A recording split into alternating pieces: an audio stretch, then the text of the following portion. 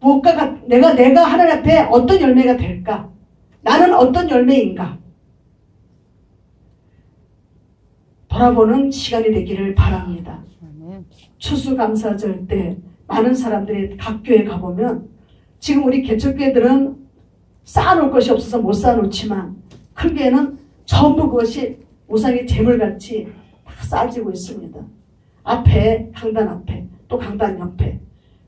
처음에 우리가 신앙생활 할 때는 그것을 쌓아놓고 품평회까지 열었잖아요.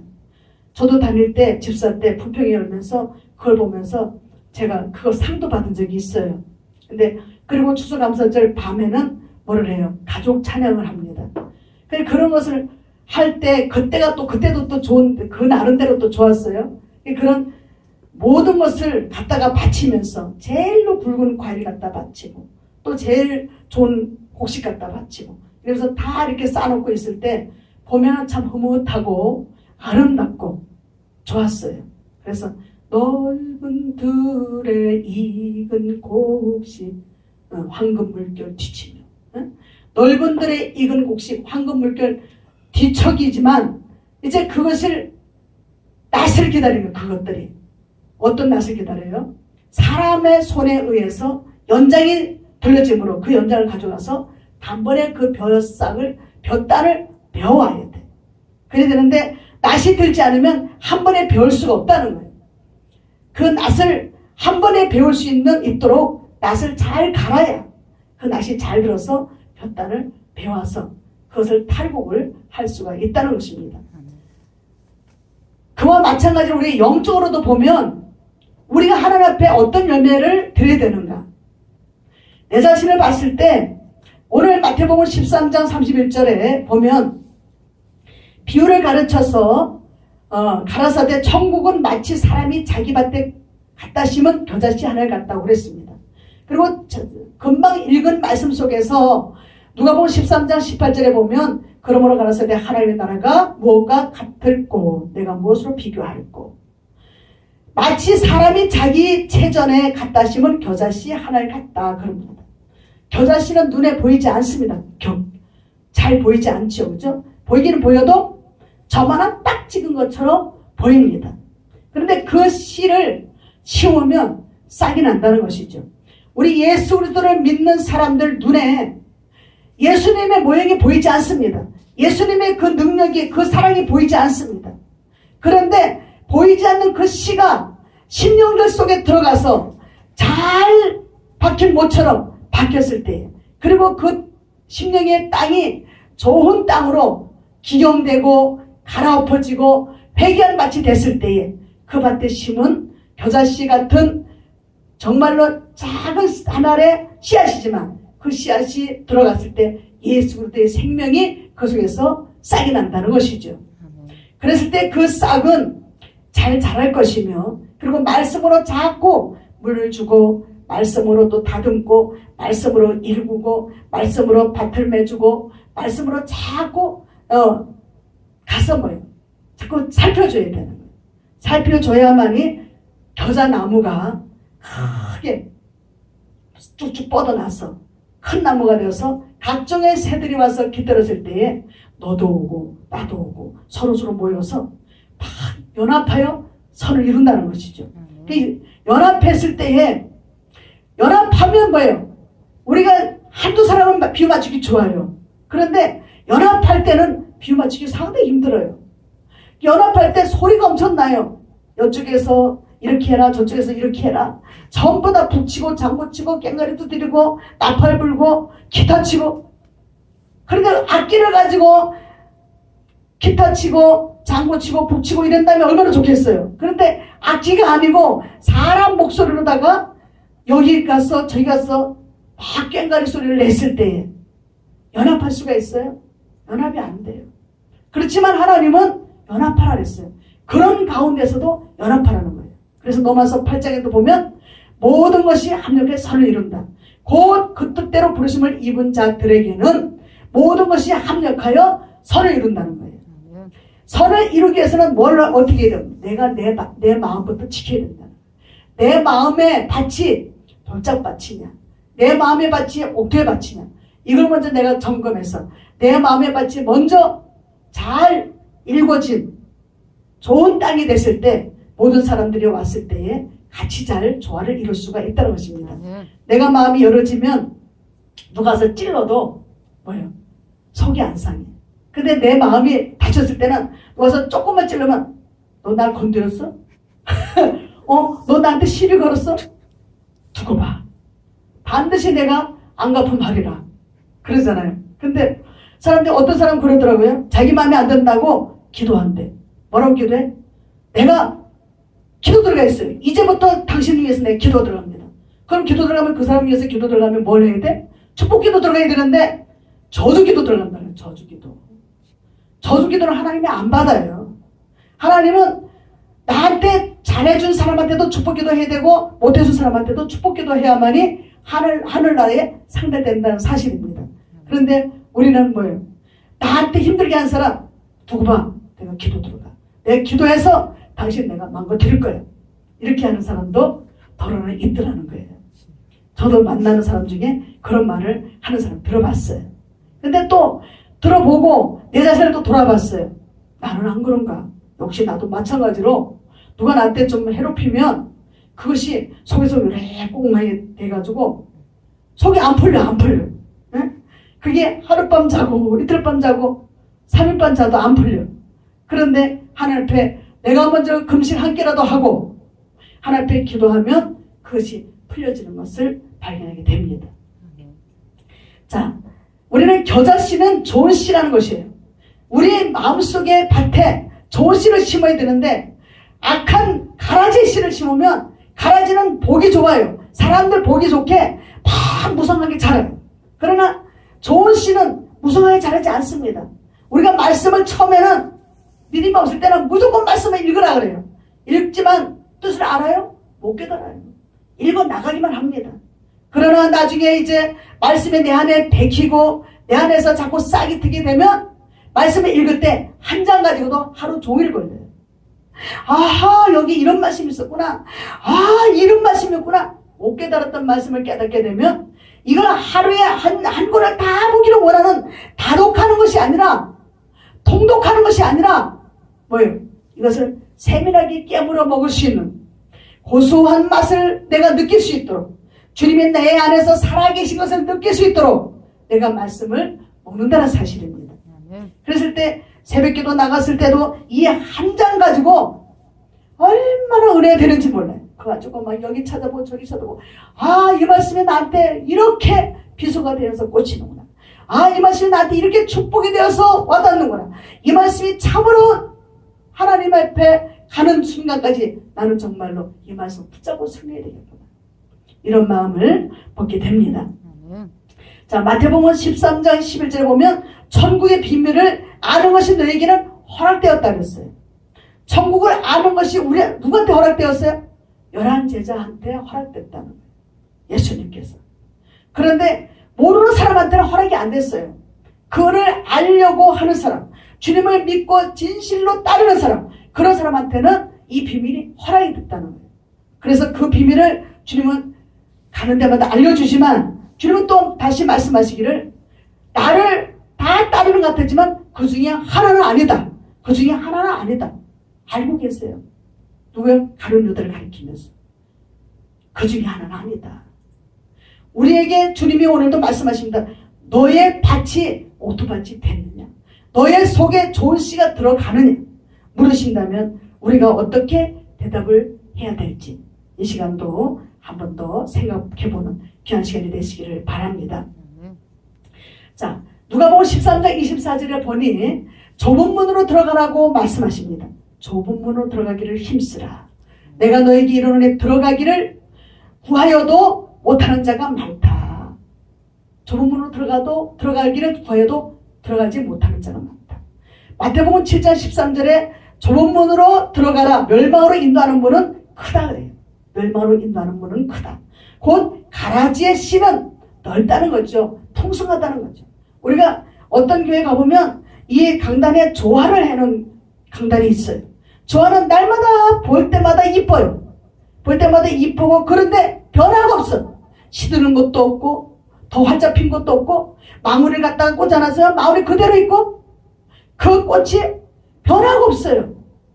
그런데 왜? 좋아하니까. 만들어 놓을 가짜니까. 좋아하는 가짜잖아요. 그죠? 그런데 생화는 우리가 물을 안 주면 시들어져요. 또 꽃을 피웠지만 꽃이 이제 때가 되면 꽃이 시들어집니다.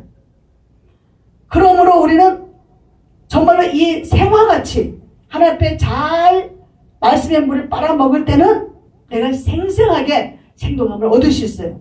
그러나 하나님 말씀의 물이 내 안에서 빠지면 나는 시들어가는 꽃과 같다는 것입니다. 날마다 우리가 은혜 풍성한 그런 분들이 되시기를 주님 이름으로 축원합니다. 아멘. 자, 그래서 우리는 그 멸망으로 인도하는 문은 크지만 그 길이 넓고 그리로 들어가는 자가 많다는 거예요. 이제 생명으로 인도하는 문은 좁다는 것이죠. 생명으로 인도하는 문은 길이 협착하고 찾는 이가 적다는 것입니다. 열매의 계절이고 추수의 계절이고 정리하는 계절입니다. 마무리하는 계절입니다. 마태복음 7장 16절에 보면 그의 열매들을 보고 그들을 알리라. 그들의 열매를 보고 안다는 거예요. 믿음의 사람의 그 하는 모습, 그리고 그 사람이 보기에는 우리가 보기에는 행동이 바른 것 같지만 다른 데 가서 밖에서 하는 행동하고 집에서 가는 행동하고 달라요. 교회에서 하는 행동하고 나가서 직장에서 하는 행동하고 달라요.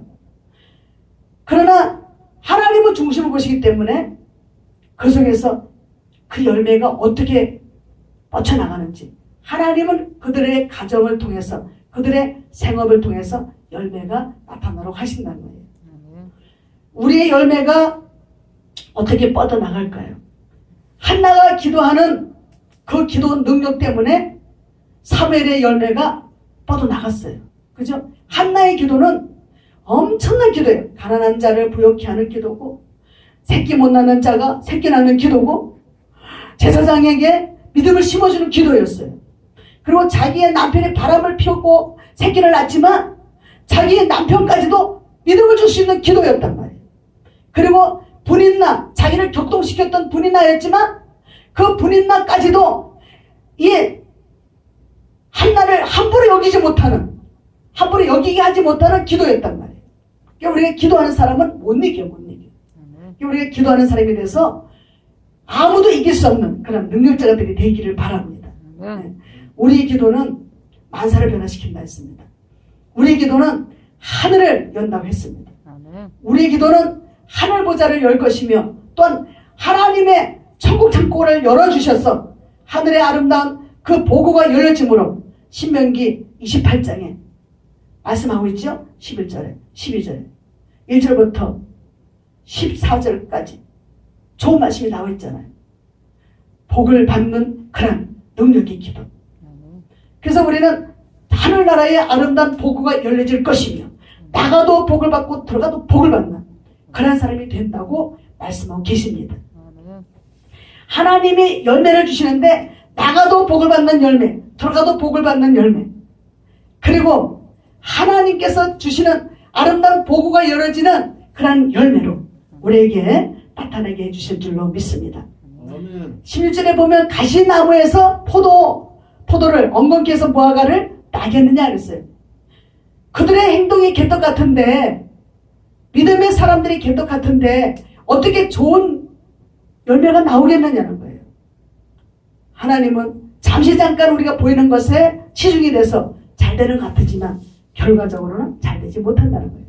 그러나 하나님은 회개하는 자 편이기 때문에 처음에는 아무렇게나 나온다 할지라도 주님 앞에 회개한 자만큼은 하나님이 열매를 또다시 좋은 것으로 바꿔주신다는 것을 우리가 믿기를 바랍니다.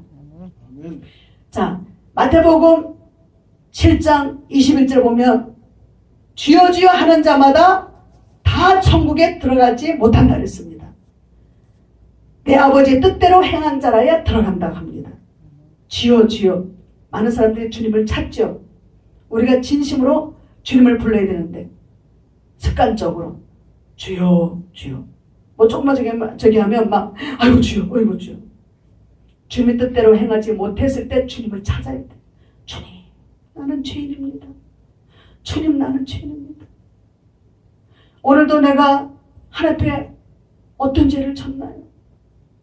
한 영혼 한 영혼이 소중히 여겨져야 되는데 우리가 방송을 한다 해서 우리가 어떤 집회를 한다 해서 그 사람들 주머니에 있는 물질을 바라는 게 아니고 그 사람들의 어떤 와서 나한테 뭘 보태주는 것이 아니고 정말로 심령이 한 사람에도 와서 변화받는다면 그 변화가 주님의 영광을 위한 변화고 주님이 기뻐하시는 그런 예배가 되어지기를 원하는데 그러나 우리는 대부분 다 육적으로 나가고 있습니다.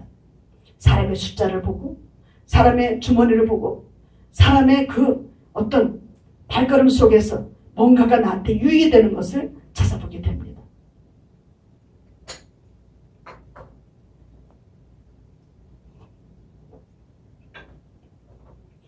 우리는 사람인지라 겉을 안 볼 수 없죠. 그래서 하나님은 그러시죠. 나 여호와는 중심을 살핀다. 사람은 외모를 보거니와 사람이 모두가 다 한결같이 외모를 본다는 것이죠. 아이고 나는 중심을 봐. 천만에요. 그죠? 우리 중심 보는 사람 누가 있겠어?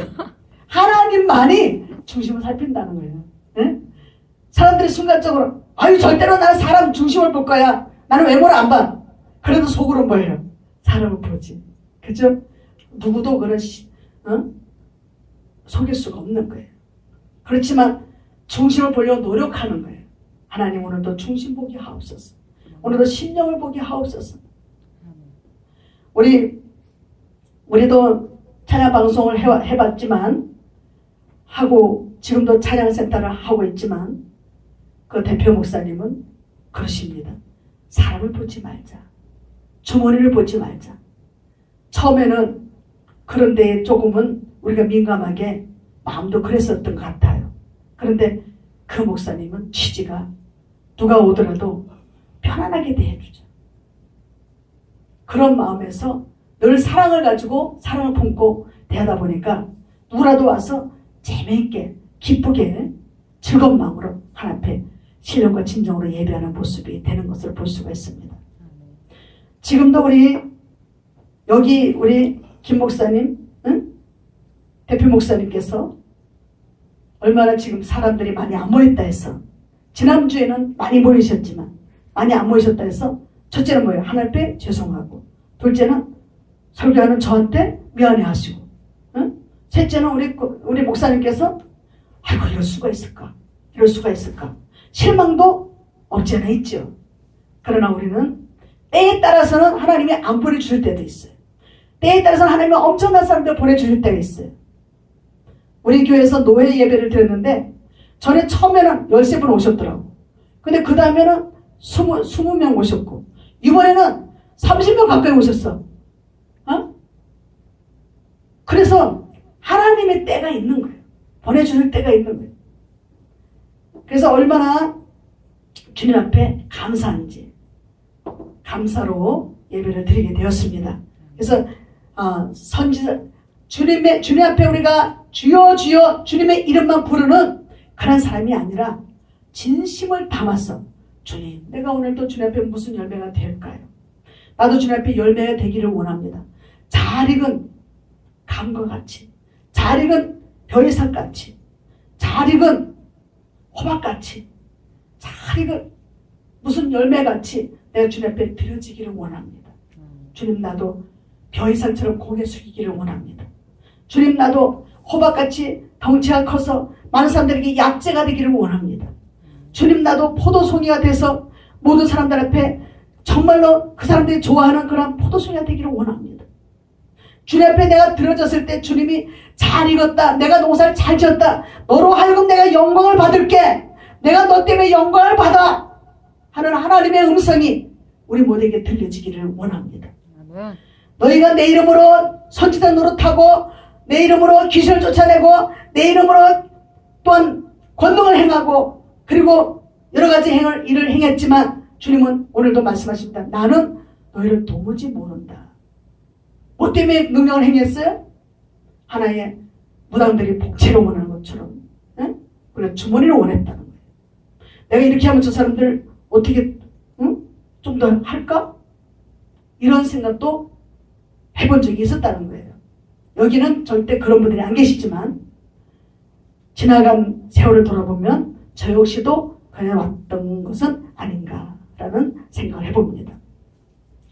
선지자 노릇들을 많이 합니다. 선지자 노릇은 뭐예요? 생명을 거는 사람이 선지자예요. 그런데 생명을 거는 것이 아니라 사람들의 인본주의로, 사람들의 생각으로, 정욕으로 능력을 행해왔다면 그것은 선지자가 아니죠. 선지자는 예수님같이 생명을 거는 사람이고, 자기가 하고 싶은 말, 주님의 말씀이 아니면 단호하게 아니야! 하고 그 사람한테 선포할 수 있는 그런 사람, 그리고 기름을 볼 수 있는 사람, 그런 사람이 바로 선지자라는 것이죠. 근데 우리가 선지자 거꾸로 해왔어. 거꾸로. 네? 능력만 행하면 선지자가 되는 줄 알고 그렇게 해왔다는 것입니다. 그때 예수님 말씀하십니다. 저에게 밝히 말하되 내가 너희를 도무지 알지 못하리니 불법을 행한 자들아 내게서 떠나가라 라는 말씀을 던져주고 있습니다.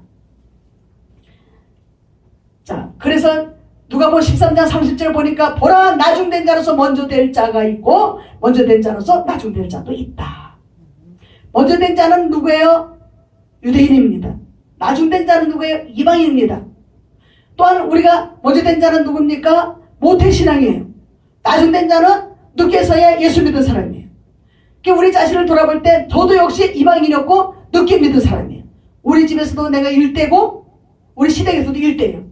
일대가 얼마나 뽑아낼 것이 많고 얼마나 손이 가야 될 것이 많고 고생도 그런 고생이 없어. 그렇게 일대로 믿다 보니까 숱한 고생과 죽을 고비 많이 넘기고 마귀 새끼 날 죽이려고 엄청난 큰 것으로 달려들었지만 지금의 나 된 것은 주님의 은혜라는 것이죠. 네. 이렇게까지 되기까지는 주님이 눈동자와 같이 살피시고 불꽃 같은 눈동자로 나를 지켜보고 계셨기 때문에 여러 가지 물 가운데 들어갔을지라도 주님은 타지 않게 하시고 물에 침몰치 않게 해주셨다는 사실에 우리는 감사하시기를 바랍니다. 그래서 우리는 천국에 들어가는 것은 무척 어려운 것이라고 합니다. 예수님께서 이르시되 내가 진실로 이른다. 부자가 천국에 들어가기가 얼마나 어려운지 아느냐. 마태복음 19장 23절에서 26절까지 보면 약대가 바늘기로 들어가는 것이 부자가 하나님 나라에 들어가는 것보다 쉽다는 것이에요. 그렇다면 누가 구원받을 수 있느냐고 저들이 묻습니다. 예수님께서 말씀하십니다. 저희를 보시면서 가라사대 사람으로서는 할 수 없지만 나는 할 수 있다. 하나님은 할 수 있다. 하나님은. 네? 우리가 눈을 볼 때 저 사람 천국 갈 수 있을까? 근데 하나님 하시는 거예요. 천국에 가보면 3번 놀란다 그랬죠. 우리가 저는 천국에 안 갔다 와서 몰라요. 그렇지만 사람들 얘기를 들어보면 천국에 갔다 온 사람들 얘기를 들어보면 3번 놀란다 그럽니다. 내가 저번을 믿었는데 천국 안 갔어요. 내가 그 사람 천국 안 갈 것이라고 했는데 천국 갔어요. 왜? 우리는 그 사람 중심을 모르니까.